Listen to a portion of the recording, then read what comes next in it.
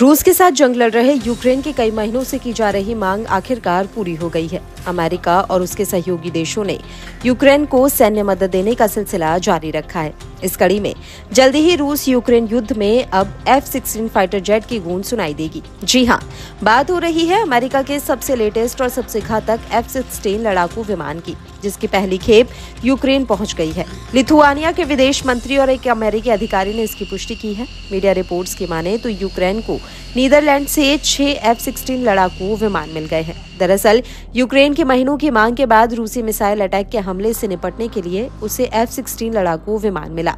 बताया जा रहा है कि यूक्रेन जल्द ही डेनमार्क से भी फाइटर जेट्स की दूसरी डिलीवरी लेगा। बता दें कि डेनमार्क ने 19, नीदरलैंड ने 24 जबकि नॉर्वे ने 6 F-16 लड़ाकू विमान यूक्रेन को देने का फैसला किया है। खास बात है कि अब तक यूक्रेन की वायुसेना ने इस पर चुप्पी साध रखी है। हालांकि ये भी साफ नहीं हुआ है कि क्या यूक्रेनी पायलट तुरंत इन लड़ाकू विमानों का इस्तेमाल कर पाएंगे। खास बात है कि अमेरिकी यूक्रेनी पायलटों को F-16 जेट उड़ाने की ट्रेनिंग दे रहा है। पायलट्स के पहले बैच को ट्रेनिंग भी दी जा चुकी है। आइए जान लेते हैं F-16 लड़ाकू विमान की खास बातें। F-16 की गिनती दुनिया के सबसे भरोसेमंद और सुरक्षित लड़ाकू विमानों में होती है। इसकी लंबाई 15 मीटर, चौड़ाई 9.45 मीटर और ऊंचाई 5 मीटर है। ये 15,235 किलोमीटर की ऊंचाई तक उड़ान भर सकता है। इसका वजन 9.2 टन है और ये एक बार में 21.7 टन वजन लेकर उड़ सकता है। इसकी रेंज 4,200 किलोमीटर है। ये 2,145 किलोमीटर प्रति घंटे की रफ्तार से उड़ सकता है। F-16 सिंगल इंजन वाला मल्टी रोल लड़ाकू विमान है, यानी ये किसी भी तरह के ऑपरेशन में काम कर सकता है। ये चौथी जनरेशन का लड़ाकू विमान है। इसमें हवा से हवा और हवा से जमीन में मार करने वाली मिसाइलों को तैनात किया जा सकता है।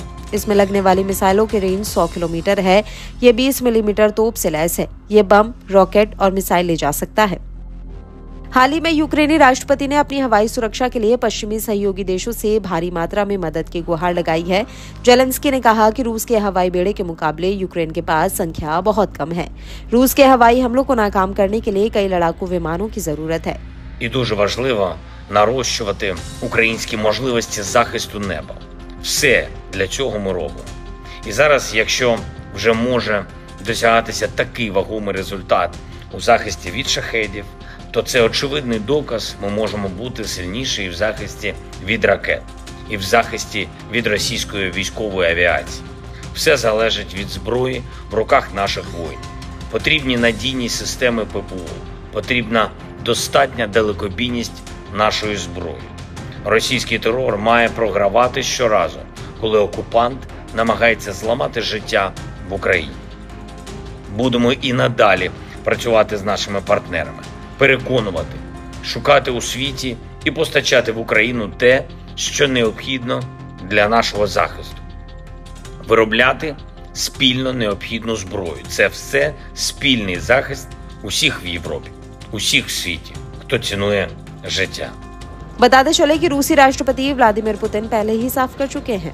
IN यूक्रेन को F-16 जैसे नए हथियारों की डिलीवरी से भी युद्ध के हालात कुछ खास नहीं बदलेंगे, बल्कि हालात और पेचीदा खतरनाक हो जाएंगे। अगर यूक्रेन ऑपरेट करता है तो ये लड़ाकू विमान भी पश्चिमी देशों के बाकी हथियारों की तरह जल जाएंगे। ऐसे में ये देखना काफी अहम रहेगा कि यूक्रेनी सेना F-16 लड़ाकू विमान का किस तरह से इस्तेमाल करती है।